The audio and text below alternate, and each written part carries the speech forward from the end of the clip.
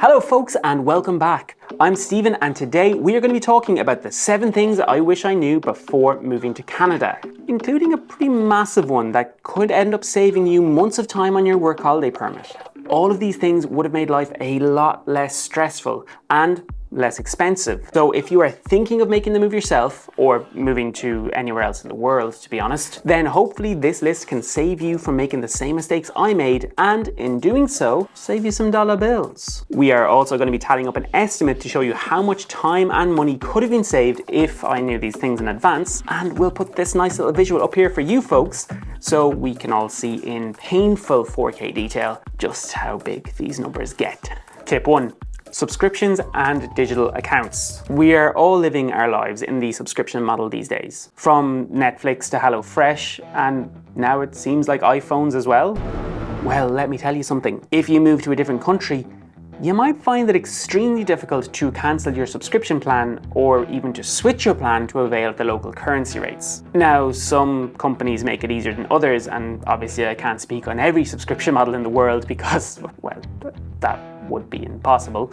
But some of the hoops you have to jump through to cancel or change your account is borderline insanity. I spent 3 hours on live chat with Apple customer care. 3 hours trying to get them to change my location to Canada so that I could use the Canadian App Store. And in the end, the customer service rep said that they couldn't do the switch because I still had a live subscription for Apple TV on my account, which I had gotten for free when I bought my laptop last year. And they said that I couldn't even cancel. Full disclosure, I did get another Apple live chat support person a day later, and they did manage to cancel my free subscription and switch me to Canada with relative ease after yet another hour. So the first tip in this video is to check what subscriptions you have open and ask yourself, do you really want to keep them? Or even can you keep them if you are going to a different country? Now, some other accounts that you should look at if you're moving are PayPal, Adobe Cloud, Amazon Prime, YouTube Premium, Google subscriptions.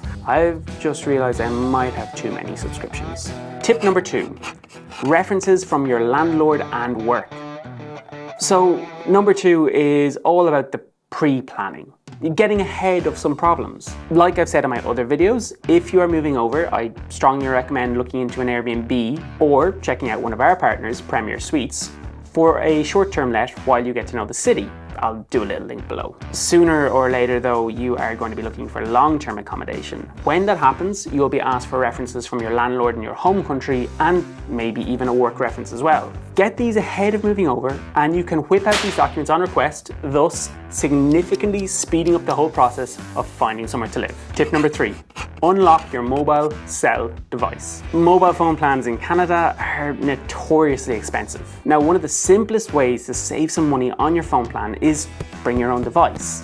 That does mean though that before you land in Canada, you should make sure that your mobile phone is unlocked so it can be used with any provider. This is essential to having access to a far cheaper phone plan option when you land. Before we go on to number 4, it is time to like this video and subscribe to this channel. So click that button, turn notifications on, and make sure you don't miss out on any new videos from moving to Canada. Also, if there are any tips or tricks that you think I am forgetting in this video, make sure and comment down below. Tip 4.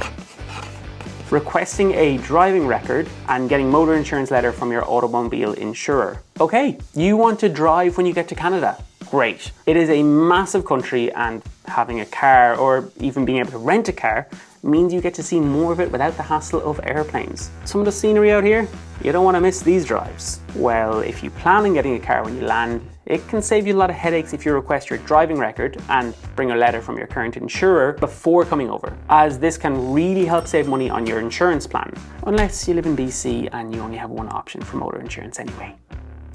Yeah. Tip 5. Ask for tax forms from your employer and close any bank accounts that you don't want. So this one might not be an issue for many months after you land, but if you've been working in your home country in the year prior to immigrating, at some point you are going to need to submit tax forms. Trying to do all this while in another country and using government websites can be, well, unpleasant. So save yourself some hassle and try and get the tax forms from employers before you leave, so you don't have yet another thing to worry about in tax season.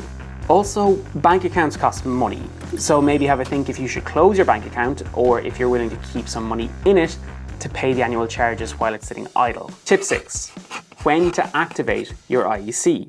So the length of time you get on your IEC is dependent on your country of application. For me, it was up to 2 years, provided all the other conditions regarding insurance and passport being in date were met. But did you know that you did not have to activate your IEC when you land? Setting yourself up in a new country can take time. Finding a place to live, getting a feel for the city, what kind of jobs are out there, all that kind of stuff. So if you wanted to make the most out of the time on your work permit, then you could enter Canada as a tourist. Wait until you've gotten a bit more settled before you activate your IEC, which would then require you to flagpole. More on that in a later video. Now, obviously there are drawbacks to this. It means you're not legally allowed to work or get a SIN, which can also impact your ability to get a bank account or a phone plan. But I didn't start working or making money in Canada for the first 2 months, which means I burned through 2 months of time on my IEC not really doing anything with it. So just keep it in mind before you fly over. Tip number 7, packing advice.